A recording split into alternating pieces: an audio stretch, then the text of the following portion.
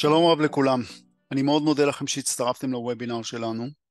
מה שאני אעשה בדקות הקרובות, אנחנו אספר לכם כיצד אנחנו מתייחסים למצב החדש, הקשה והמורכב שאליו המדינה שלנו נקלעה, כיצד תיקי השקעות שלנו נערכו למצב הזה, ומה אנחנו מתעתדים לעשות, ובסופו של דבר אני מבטיח לכם שהשורה התחתונה אפילו תהיה בה נימה אופטימית. דבר ראשון, בהתייחס למצב כולו, אני חושב שצריך להתייחס אליו בקונטקסט אחר ממה שהתייחסנו למבצעים צבאיים שהיו בעבר.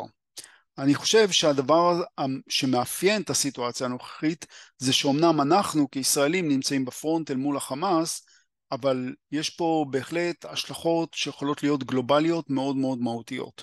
מאחורינו כמובן נמצאת ארצות הברית ושאר מדינות המערב, הם הוכיחו את זה באופן מאוד מאוד ברור בשבוע האחרון, גם באמצעות ביקורים וגם באמצעות תמיכה חד משמעית, ומנגד יש את מדינות ערב ורוסיה, סין ושאר מה שנקרא מדינות נוספות שהן ברובן, מה שמאפיין אותן זה מדינות טוטליטריות.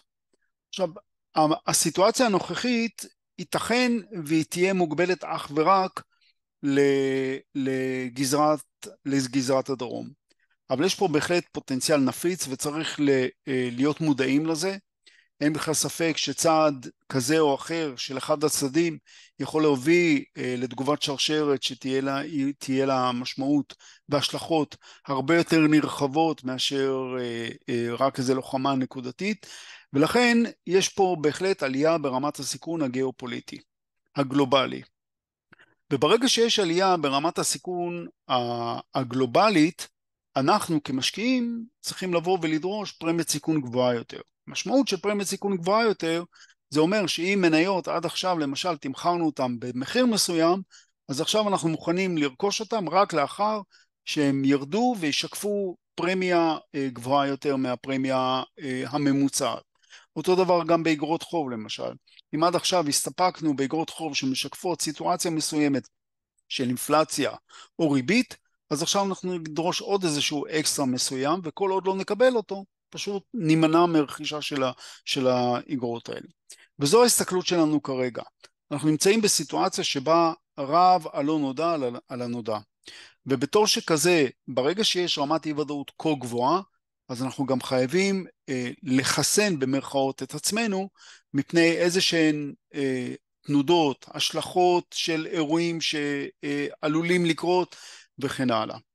ולכן אנחנו נכנסנו למצב הנוכחי, נכנסנו בפוזיציה דפנסיבית. נכנסנו אמנם בפוזיציה דפנסיבית בגלל האירועים הפוליטיים שהתרחשו בישראל טרם המלחמה, בגלל השינויים בריבית, בגלל האינפלציה וכן הלאה וכן הלאה. אבל הפוזיציה הזאת שאליה נכנסנו למלחמה הזאת, משרתת אותנו נאמנה בסיטואציה הנוכחית. זאת אומרת, הפוזיציה המנייתית שלנו גם כך לא הייתה מלאה, וגם המניות שהחזקנו בהן בארץ, אלו בעיקר מניות של הבנקים למשל, שאומנם חטפו חזק מאוד, אבל זה בהחלט מובן לאור הסיטואציה, ומניות של חברות של משקיעות שחלק גדול מההכנסות שלהם מגיע מחו"ל.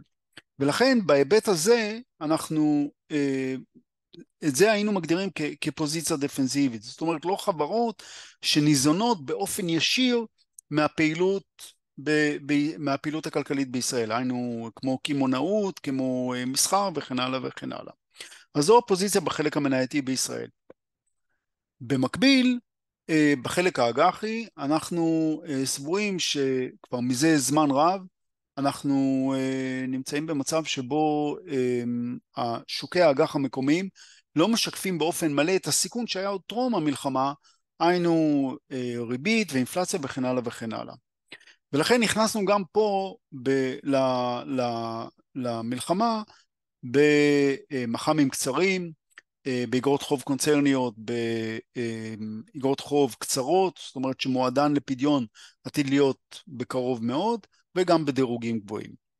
בתחילת שבוע שעבר התחילה להתגנב איזושהי שמועה לשוק לכך שבנק ישראל עתיד להפחית את הריבית באופן אגרסיבי.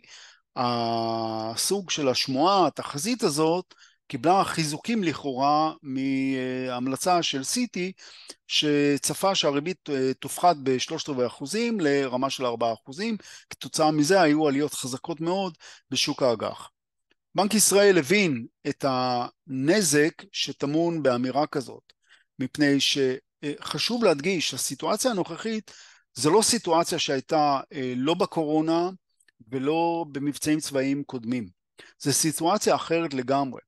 ובתור שכזה, בנק ישראל רוצה לראות כיצד הממשלה מתמודדת למשל עם הצרכים התקציביים החדשים שיהיו לה. אנחנו נמצאים במצב אחר לגמרי. כמה זמן תארך המלחמה ומה המשמעות של זה מבחינת תמיכה שהממשלה צריכה לתת לאזרחים, למגזר העסקי, למועצות מקומיות וכן הלאה וכן הלאה. בנק ישראל רואה את עצמו כסוג של בלם בסיטואציה הנוכחית, ולכן בנק ישראל מיהר להודיע שהוא לא עומד להפחית את הריבית. הריבית עומדת להישאר כפי שהיא, כאשר במקביל לזה הוא תומך בהחלט במספר צעדים שיתמכו באופן נקודתי במקומות שנדרש לתמוך בהם, כמו חלקים של המגזר העסקי, כמו למשל תחום של מלונאות או דברים מהסוג הזה, דברים שבאמת נפגעים באופן ישיר, ולא כפי שהיה להבדיל בתקופת הקורונה, שבה הנזק היה רוחבי וכולם ניזוקו מזה בגלל שכולנו ישבנו בבית.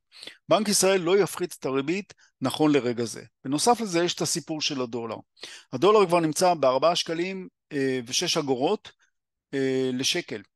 4 שקלים ו6 אגורות לדולר, הרמה הכי גבוהה שהייתה פה מזה קרוב ל20 שנים.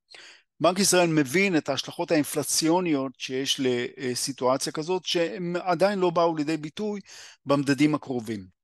ולכן הפחתת ריבית נוספת רק עלולה לתדלק ולהזין עוד יותר מהלך של הדולר כלפי מעלה, בטח לא משהו שבנק ישראל רוצה לראות בהקשר של האינפלציה.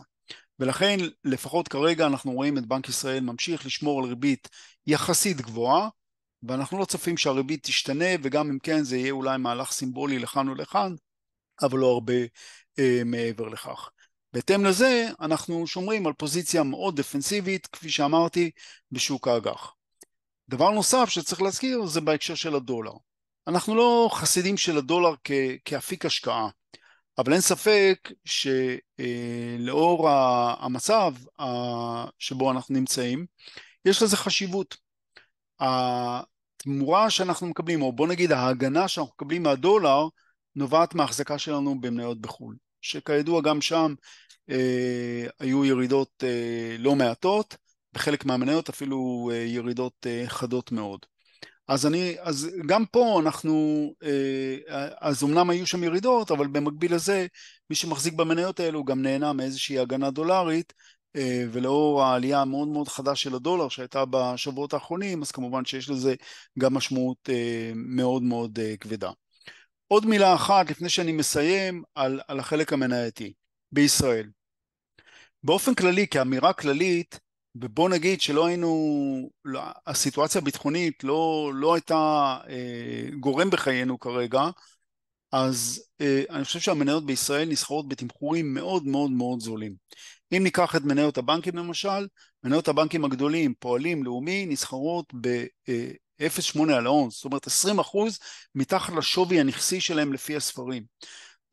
אלו תמחורים שבעבר היוו איזה סוג של רצפה, מחיר רצפה למניות האלו, ובהחלט היוו נקודת כניסה מאוד מאוד מעניינת.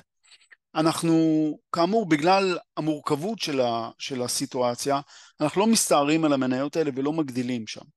אבל אני חושב שברגע שהמלחמה הזאת תסתיים והיא תסתיים, ואנחנו מקווים שהדברים גם בהיבט של שירותי הציבור, של מתן תמיכה ציבורית, גם הם ישתפרו באופן משמעותי, ואז זה בהחלט יכול לעבוד בוסט מאוד מאוד משמעותי לרכיב המנייתי בישראל.